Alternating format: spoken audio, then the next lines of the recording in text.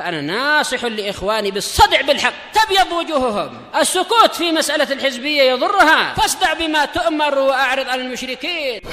سلامي على دماج ورجالها والشيخ يحيى ودار العلم يا سعد بانيها. بسم الله الرحمن الرحيم. الحمد لله الذي أرسل رسوله بالهدى ودين الحق ليظهره على الدين كله وكفى بالله شهيدا وأشهد أن لا إله إلا الله وحده لا شريك له إقرارا به وتوحيدا وأشهد أن محمدا عبده ورسوله صلى الله عليه وعلى آله وسلم تسليما مزيدا لا نبي بعده. Ikhwani fi din azzani wa jazakumullah, kita lanjutkan bacaan kita terhadap syarah Al-Arba'in An-Nawawiyah, syarah hadis yang pertama yang disyarah oleh Syekh Shalih Al-Fauzan hafizahullah taala. Setorkan hadis pertama. Bismillahirrahmanirrahim. An Amirul Mukminin Umar bin Khattab radhiyallahu anhu qala sami'tu Rasulullah sallallahu alaihi wasallam yaqul innamal a'malu binniyat wa innamal likulli imrin ma nawa faman kanat hijratuhu ila Allahi wa rasulihi fa hijratuhu ila Allahi wa rasulihi wa man kanat hijratuhu lid dunya yusibuha aw imraati yankihuha fa hijratuhu ila ma hajara ilaihi. Muttafaqun alaih. Na'am, barakallahu fikum, tafadhal.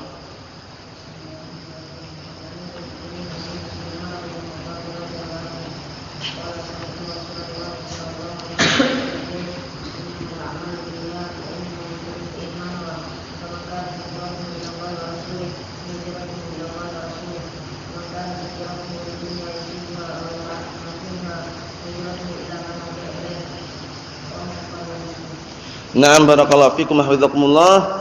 Kemarin sudah kita jelaskan penjelasan Syekh Shalih Al-Fauzan wafaqahullah mengenai dilarangnya kita melafadzkan niat di dalam seluruh amalan kita. Karena niat itu tempatnya di dalam hati, sedangkan zikir tempatnya di lisan. Apa kaidahnya? An-niyatu mahalluha fil qalb wa dzikru mahalluhu fil lisan. Naam, an-niyatu mahalluha fil qalb wa dzikru mahalluhu fil lisan. Bahkan para ulama menyebutkan at-talaffudzu bin niyyati bid'atun. Melafadzkan dengan niat adalah perkara bid'ah. Kita lihat apa yang disampaikan oleh Syekh Shalih Al-Fauzan hafizahullah taala mengenai keberadaan sebagian manusia yang mereka masih senang melakukan kebid'ahan, yaitu melafadzkan niat. Kata mereka beralasan menisbahkan lafaz niat itu yang mengajari adalah Imam Syafi'i katanya. Jadi mereka menisbahkan ajaran melafadzkan niat itu dari Imam Syafi'i. Nah, Imam Syafi'i adalah imam yang ma'ruf.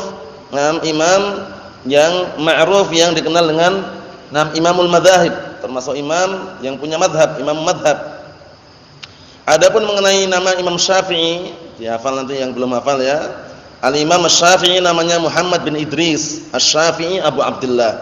Jadi antum kalau mau menghafal satu paket sekalian, satu paket itu imam yang 4 kunyahnya Abu Abdullah, kecuali Abu Hanifah. Abu Abdullah Malik bin Anas, Imam Darul Hijrah. Abu Abdullah Muhammad bin Idris Asy-Syafi'i. Abu Abdullah Ahmad bin Hanbal rahmatullahi alaihim ajma'in. Baru apa? Abu Hanifah Nu'man bin Tsabit rahimahullah. Perhatikan baik-baik. Jadi imam yang 4 kunyahnya semuanya Abu Abdullah kecuali Abu Hanifah. Abu Hanifah namanya siapa tadi? Nu'man bin Tsabit. Paham ya? Jadi antum langsung hafal satu paket gitu sudah. Nah, dalam artian ketika tanya tinggal diuraikan satu persatu. Nah, jadi Malik bin Anas Imam Darul Hijrah Abu Abdullah. Muhammad bin Idris Asy-Syafi'i Abu Abdullah. Ahmad bin Hanbal Abu Abdullah. Abu Hanifah beda sendiri. Namanya Nu'man bin Tsabit. Paham maksudnya ya?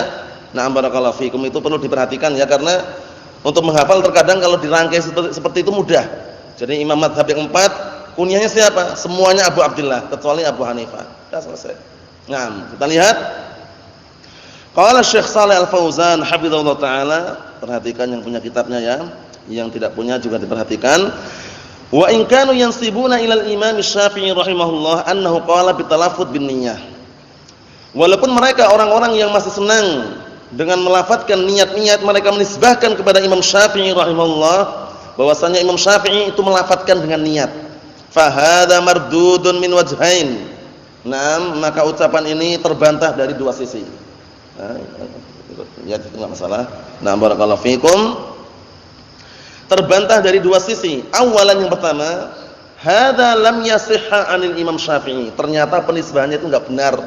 Nah, bohongan. Dalam artian penisbahan itu tidak benar dari Imam Syafi'i. Nah, berarti menunjukkan Imam Syafi'i saja apa? Tidak melafadzkan niat. Taruhlah seandainya benar, apakah Imam Syafi'i hujjah? Bukan, al-hujjah kitabullah wa sunnah Rasulullah sallallahu alaihi wasallam. Seperti itu. Harus ditanamkan di benak kita semuanya, al-hujjah Al-Qur'an was sunnah. Jadi kalau sudah megang lafaz ini, hujjah adalah Al-Qur'an sunnah, sudah enggak ada apa? Iskal lagi. Karena sebagian orang buktinya Syekh fulan membolehkan, Syekh fulan, paham ya? Akhirnya ujung-ujungnya apa? Nah, barakallahu fikum, seakan-akan menganggap Syekh fulan itu maksum dari kesalahan, itu keliru. Tapi antum harus tanamkan di benak. Nah, barakallahu fikum, kita semuanya bahwasanya apa? Hujjah Al-Qur'an was sunnah. Hujjah adalah dalil Al-Qur'an was sunnah. Sehingga ketika ada seorang ulama tergelintir, muncul dalam televisi, muncul dalam YouTube misalkan, itu kan Syekh Ahlussunnah, apakah itu hujjah? Bukan hujjah. Kalau seandainya Imam Syafi'i melafadzkan niat nawaitu an usalliya, apakah Imam Syafi'i hujjah? Bukan hujjah. Hujjah Al-Qur'an was sunnah. Al-Qur'an was sunnah. Na'am barakallahu fikum. Na'am, Allahu musta'an. Oleh karena itu kita harus berhati-hati barakallahu fikum, jangan sampai na'am keliru di dalam apa? Di dalam memahami sebuah perkara. Jadi hujjah adalah Al-Qur'an was sunnah. Itu yang pertama. Yang pertama, penyandaran kepada Imam Syafi'i tidak benar. Tsaniyan, yang kedua, lau sahha 'anil Imam Syafi'i falaisa hujjatan, ya kan? Kalaulah seandainya benar penisbahan itu kepada Imam Syafi'i dan Imam Syafi'i melafadzkan juga, maka itu bukan hujjah. Jadi perlu diperhatikan baik-baik ya. Ini ucapan sangat bagus sekali. Nah, Syekh Shalih Fauzan sendiri apa? Sebenarnya sudah membantah di sini. Dalam artian orang-orang yang berhujjah bahwasanya boleh berdakwah dengan televisi, buktinya Syekh Shalih Fauzan juga muncul, nampak. Nah, kalaulah seandainya benar nampak dan membolehkan, Syekh Shalih Fauzan sendiri bukan hujjah. Seperti itu caranya. Itu yang pertama. Yang kedua, bisa jadi ketika Syekh Shalih Fauzan berdakwah, menyampaikan muhadarah, direkam, difoto, di video dalam keadaan beliau enggak tahu. Karena sebagian masyayikh seperti itu. Seperti Syekh Ibnu Baz rahimatullah alaih, beliau juga pernah melafadzkan dengan ucapan bahwasanya aku enggak ridho dengan perbuatan mereka. Haula sawaruni. Jadi mereka itu yang memfoto aku. Dalam keadaan beliau enggak ridho. Nah, ini perlu diperhatikan barakallahu fikum. Jadi, ketergelinciran para ulama bukan hujjah. Al-hujjah Al-Qur'an was sunnah. Nah, kita lihat di sini. Li'anna al-Imam Syafi'i mujtahidun yukhti'u wa yusib. Masyaallah. Karena Imam Syafi'i adalah seorang yang mujtahid, orang yang ahlu ijtihad. Yang mana terkadang keliru, terkadang benar. Ini hampir mirip dengan ucapan kemarin yang kita nukilkan, ucapan siapa? Imam Malik. Nah, Imam Malik bin Anas, Imam Darul Hijrah Abu Abdullah, yang dinukilkan oleh Imam Ibnu Abdul Bar dalam kitab Jami' Bayanul Ilmi wa Fadlih. Apa kemarin? Hafal belum? Ya, sebutkan.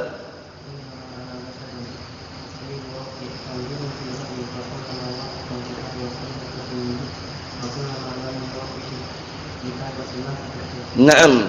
Kata beliau bagus sekali.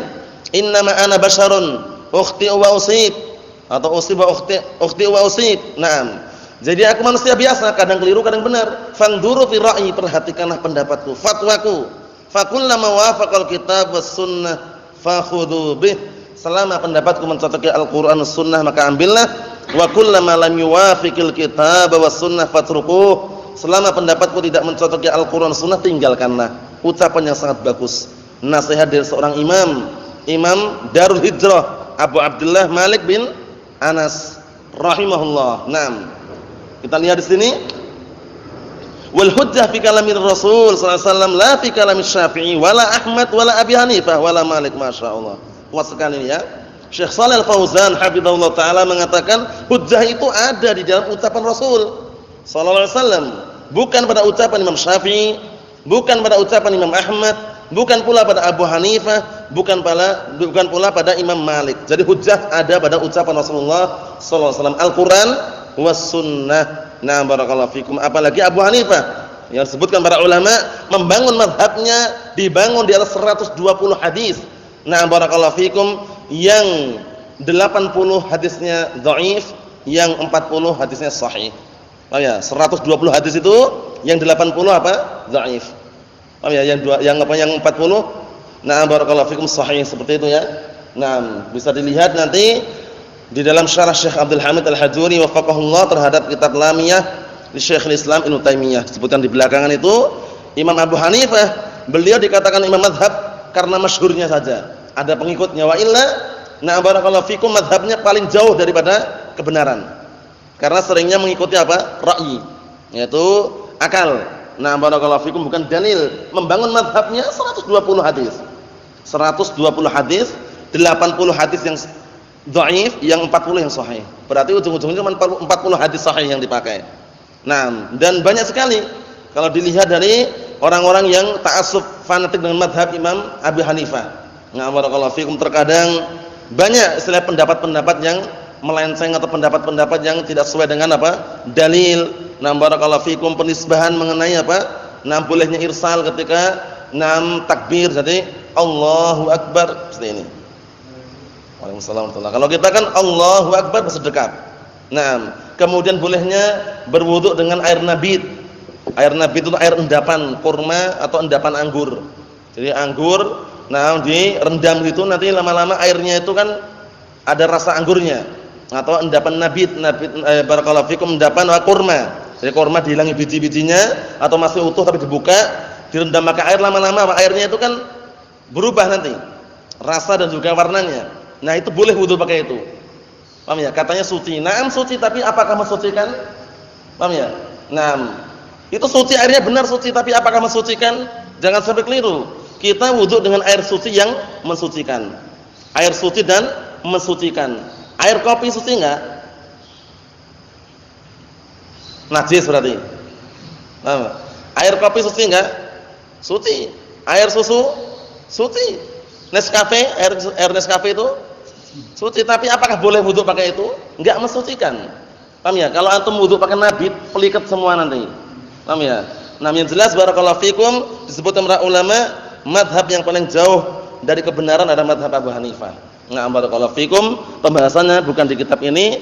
Nah, barakallahu fikum hafizakumullah, yang jelas diikutkan mazhab yang 4 karena masyhurnya punya pengikut itu aja. Naam. Ikhwani fid din azza wa jazakumullah, jadi hujjah adalah berada di ucapan Rasulullah SAW. Oleh karena itu jangan berani menolak, menentang hadis Rasulullah sallallahu alaihi wasallam, dikarenakan mengedepankan ucapan orang-orang yang selain Rasulullah sallallahu alaihi wasallam. Berkata Imam Syafi'i rahmatullah alaih, sebagaimana yang dinukilkan oleh na'am barakallahu fikum Al-Khatib Al-Baghdadi dalam kitab Al-Faqih wal Mutafaqqih. Apa itu? Bukan itu, yang satunya lagi. Laqad dhalla man taraka hadits Rasulullah sallallahu alaihi wasallam liqauli man ba'dahu. Paham ya? Nah, barakallahu fikum, Imam Syafi'i mengatakan laqad dhalla man taraka hadits Rasulullah sallallahu alaihi wasallam liqauli man ba'dahu. Artinya sungguh telah sesat orang yang meninggalkan hadis Rasulullah sallallahu alaihi wasallam dikarenakan mengambil ucapan orang setelahnya. Jadi dia lebih mengedepankan ucapan yang selain Rasulullah sallallahu alaihi wa ala alihi wasallam. Paham maksudnya ya? Jangan sampai. Nah, dalam disebutkan juga termasuk ungkapan Imam Syafi'i rahimahullah yang aku sebutkan nanti, idza shahhal hadits fa huwa madhhabi. Apabila hadis itu sahih, itulah prinsipku dan manhajku, atau itulah jalanku. Nah, jadi Imam Syafi'i aja menyandarkan hadis yang sahih. Nah, barakallahu fikum. Kita lihat, wala yakunu qaulul alim hujjatan illa idza wafaqad dalil. Masyaallah. Tidaklah ucapan seorang alim itu hujjah kecuali apabila mencocoki dalil. Walaupun seorang alim berucap, berfatwa, tapi kalau berseberangan dengan dalil bukan hujjah. Paham ya? Bukan hujjah. Nah, kata beliau, dan tidaklah ucapan seorang alim itu hujjah kecuali apabila mencocoki dalil. Nah, barakallahu fikum, seperti itu. Naam. Oleh karena itu barakallahu fikum hafizakumullah, jangan kita bermudah-mudahan naam sekedar semata-mata mengikuti fatwa ulama, jangan. Fatwa ulama yang kita ambil, yang kita amalkan, yang kita naam barakallahu fikum sebutkan, upayakan mencocoki dalil. Mencocoki dalil Al-Qur'an was sunnah. Naam barakallahu fikum, seperti itu. Ikhwani fid din azza wa jazakumullah, itu bantahan yang kedua. Yang pertama apa? Penisbahan melafadzkan niat kepada Imam Syafi'i penisbahan yang batilah, yang tidak benar. Kedua, taruhlah kalau seandainya benar penisbahannya, maka Imam Syafi'i bukan apa? Hujjah. Bukan hujjah Imam Syafi'i, wala Ahmad, wala Abu Hanifah, wala Malik, semuanya bukan hujjah. Hujjah adalah Al-Qur'an dan As-Sunnah. Yang ketiga, salisan yang ketiga, alladzi ruwiya 'an Syafi'i annahu qala as-salatu laysat ka ghairiha. As-salatu la yudkhal fiha illa bi dzikrillah. Wal murad bi dzikr at-takbir. Yang ketiga, yang diriwayatkan dari Imam Syafi'i bahwa Imam Syafi'i mengatakan as-salatu laysat ka ghairiha. Salat itu enggak seperti yang lainnya. Salat itu tidak seperti yang lainnya. Naam, as-salatu la yudkhal fiha illa bi dzikrillah. Naam, yang namanya salat itu tidaklah diawali atau dimasukkan padanya atau dimasukkan di dalamnya kecuali zikir kepada Allah Subhanahu wa taala. Kecuali dengan apa? Sesuatu yang mengandung zikir kepada Allah Subhanahu wa taala. Wal murad bidzikr at-takbir.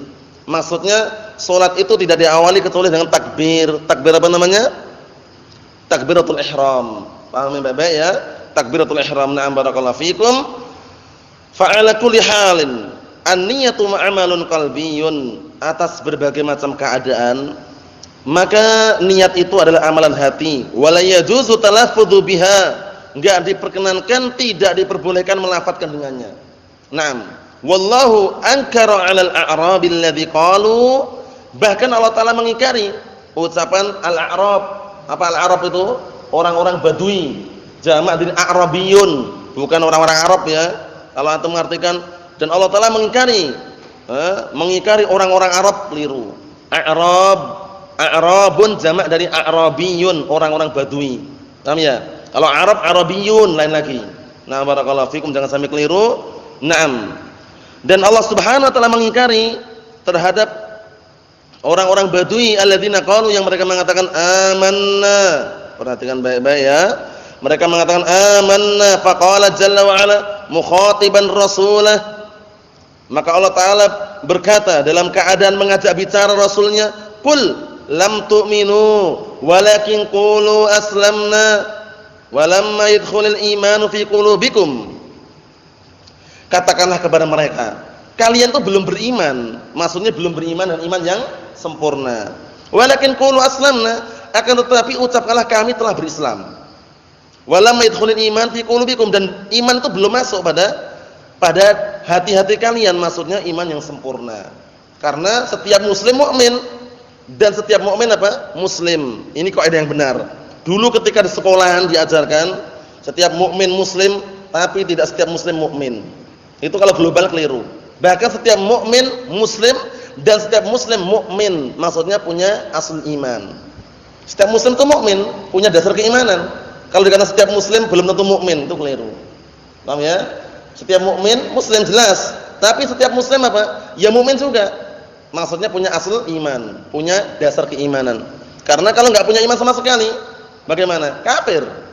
Apa maksudnya ya? Nah, barakallahu fiikum. Jadi, ungkapan tersebut, kalau masih ada di benak, diluruskan. Yang jelas setiap mukmin muslim dan setiap muslim juga mukmin. Mukmin maksudnya punya asal iman. Karena kalau setiap muslim belum tentu mukmin, itu enggak benar. Kalau diglobalkan seperti itu ya. Barakallahu fiikum. Kita lihat di sini. Jadi ketika orang Badui mengatakan kami sudah beriman, Rasulullah diperintahkan oleh Allah taala agar mengatakan kalian belum beriman. Akan tapi ucapkanlah kami telah berislam. Dan belum masuk keimanan pada hati-hati kalian, keimanan yang sempurna. Ila qaulihi qul atu'allimunallaha bidinikum. Katakanlah, apakah kalian mengajari, mengkabarkan kepada Allah tentang agama kalian? Maksudnya kalian enggak ngabarkan, Allah tahu itu. Kalian enggak perlu mengabarkan, Allah telah tahu yang ada di hati-hati kalian. Seperti itu, barakallahu fikum. Kita lihat, fallahu subhanahu la yahtaju an tu'allimahu an niyatika biqaulik ana nawaitu kadza wa ana amiltu laka kadza wa kadza. Perhatikan baik-baik ini. Allah Subhanahu wa taala enggak butuh engkau mengkabarkan kepada Allah taala tentang niatmu. Dengan ucapanmu, aku meniatkan seperti ini, aku mengamalkan untukmu seperti ini, enggak perlu dikabarkan. Jadi niat tempatnya di mana? Niat tempatnya di dalam hati. Zikir tempatnya di mana? Di mana? Zikir tempatnya di mana? lisan. Paham ya? Diucapkan maksudnya. Kalau niat di dalam hati. Nah, itu ingat-ingat kaidahnya jangan sampai terluputkan barakallahu fikum. Naam. Kemudian di sini disebutkan Allah ya'lamu hadza biduni an tukhbirahu subhanahu. Allah Ta'ala sudah mengetahui tanpa engkau mengkabarkan sudah tahu. Fa'alaika bi islahin niyyati wa israrin niyyah wa adami talaffudzi biha. Kata beliau wajib atasmu untuk memperbaiki niat dan merahasiakan niat dan tidak melafadzkan dengannya. Karena seringnya kalau orang beramal kok niatnya dilafadzkan, itu mengundang untuk apa? Riya. Paham ya? Dia mau sedekah, sudah mau ngasihkan enggak langsung ngasihkan, bicara niat dulu. Nawaitu an atasaddaq. Paham ya? Baru dikasihkan. Akhirnya orang kan, wah orang ini mau sedekah, akhirnya orang tahu gitu loh. Paham ya? Nah, barakallahu fikum seperti itu. Kita diam aja sudah, niat di dalam hati. Nah, barakallahu fikum. Kita lihat di sini. Wa amma talaffudhu 'inda dzabhi al-udhiyah falaysa talaffudan binniyah. Adapun perhatikan baik-baik ini. Adapun melafadzkan ketika menyembelih sesembelihan, maka itu bukan melafadzkan niat. Bukan melafadzkan apa? Niat. Ketika antum mau menyembelih sesembelihan ayam atau kambing atau sapi, hewannya didatangkan. Pisau sudah diasah misalkan. Kemudian antum sudah siap untuk menyembelih. Sudah ada niatan belum? Sudah ada niatan. Enggak perlu dilafadzkan niat itu. Adapun doa mungkin ada. Kita lihat. Li'anna qaulahu Allahumma minka wa laka an Muhammadin wa ummatihi bismillah wallahu akbar tsumma dzabaha. Nam ya Allah, sesungguhnya ya Allah minka wa laka, darimu dan untukmu. An Muhammadin wa ummatihi, dari Muhammad sallallahu alaihi wasallam dan umatnya. Bismillah wallahu akbar tsumma dzabaha. Menyebutkan bismillah wallahu akbar tsumma dzabaha. Nah, ini walaupun pada asalnya enggak perlu antum sebutan panjang itu enggak harus. Nyebutan panjang cukup bismillah Allahu akbar cukup. Paham ya?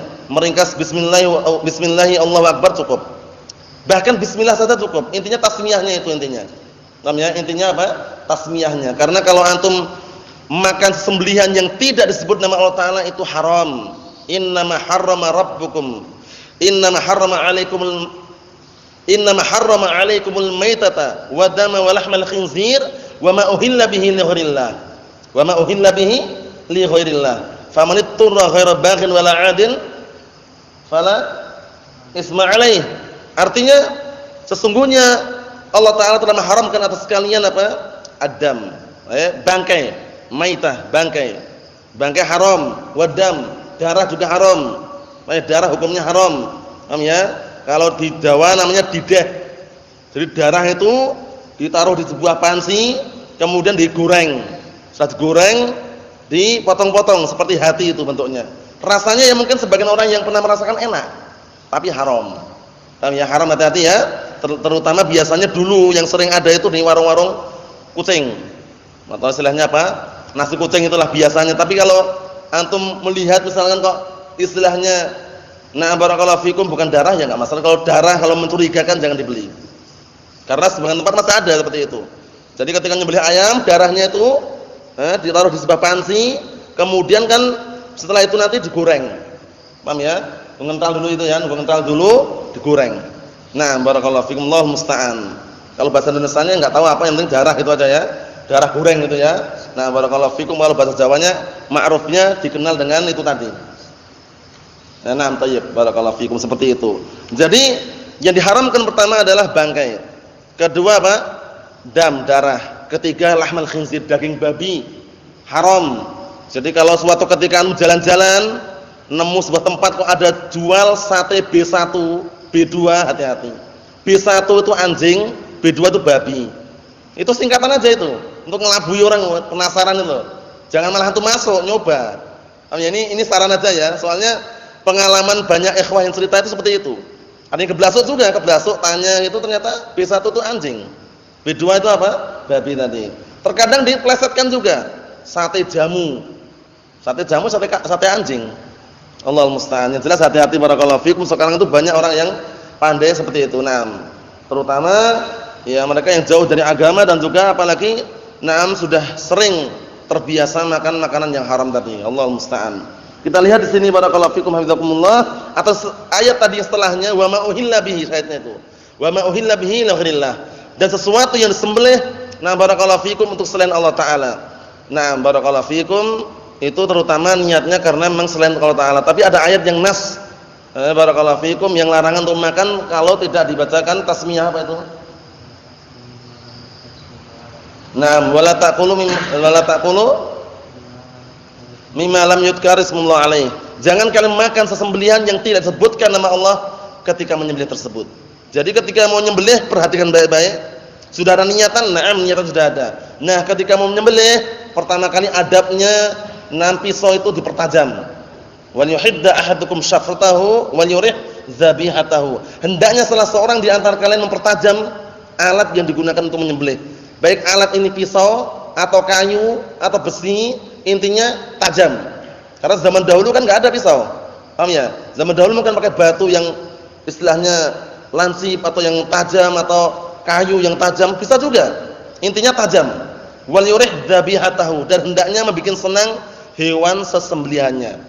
Jadi jangan ditampakkan di depannya gini pisaunya. Paham ya? Tapi sembunyikan dulu. Dah siap, bismillah. Paham ya? Seperti itu barakallahu fikum. Nah, upayakan upayakan urat yang di sini itu yang untuk pernafasan, dan juga satunya apa itu? Makanan itu putus, upayakan gitu. Yang jelas, nah barakallahu fikum, semakin bagus dan semakin tersembunyi pisau tadi itu semakin bagus. Karena dulu pernah kisah aja ya, ketika di Damat kami menyaksikan dulu sempat mengundang orang-orang yang ahli menyembelih. Nah barakallahu fikum, sapi atau unta, nahar itu ya. Itu sebagian mereka orang awam, enggak paham. Jadi unta-unta, sapi-sapi yang mau disembelih itu ditampakkan aja senjata depannya gini. Ada yang nangis, hewan padahal. Bayangkan tuh, keluar air matanya ada. Memang walaupun istilahnya hewan itu enggak berakal, tapi perasaan mungkin ada juga gitu loh, paham ya? Yang jelas hati-hati aja yang ketika menyembelih, sembunyikan dulu, pisau tajam, pastikan sudah siap, bismillah. Paham ya? Nah, barakallahu fikum. Itu sebenarnya pembahasannya nanti ya di dalam kitab fikih, cuman enggak masalah disinggung sedikit saja. Nah, kita lihat di sini barakallahu fikum hafizakumullah. Yang jelas syahidnya di sini, nah tidak perlu kita melafadzkan niat. Adapun doa tadi bukan niat tapi memang doa tersendiri. Hadza du'aun. Ini adalah doa wa talaffuzun bil manwi wa laysa talaffuzan bin niyyah. Ini hanyalah doa dan melafadzkan apa yang diniatkan, bukan melafadzkan niat. Paham ya? Nah, barakallahu fikum, maksud diniatkan untuk siapa gitu loh. Kalau niat untuk menyembelihnya enggak perlu dilafadzkan. Belum. Seperti kemarin tuh, haji atau umrah, ketika Rasulullah haji wada', nah barakallahu fikum, sekaligus umrah, itu Rasulullah sudah meniatkan. Ketika mengatakan labbaika umratan wa hajjan, itu bukan melafadzkan niatnya. Tapi apa? Melafadzkan diniatkan untuk siapa? Diniatkan untuk apa? Kegiatan ritual tersebut untuk umrah atau haji. Itu enggak masalah. Paham ya? Bedakan ya. Kalau niat umrah hajinya sudah ada. Tapi untuk sesuatu yang diniatkan, nah untuk siapa? Untuk apa kegiatan ritual yang dia lakukan? Untuk umrah atau haji? Paham ya? Seperti itu kan dilafadzkan enggak masalah, itu bukan niatnya. Seperti ini. Antum ketika mau menyembelih sudah ada niatan belum? Sudah ada niatan. Nah, antum ketika sebelum menyembelih membaca doa ini, sesembelihan ini untukmu ya Allah. Paham ya? Ini kan bukan melafadzkan niat. Melafadzkan tujuan aja. Paham ya? Bedakan ya, nanti ada pembahasan tersendiri. Yang jelas itu bukan melafadzkan niat.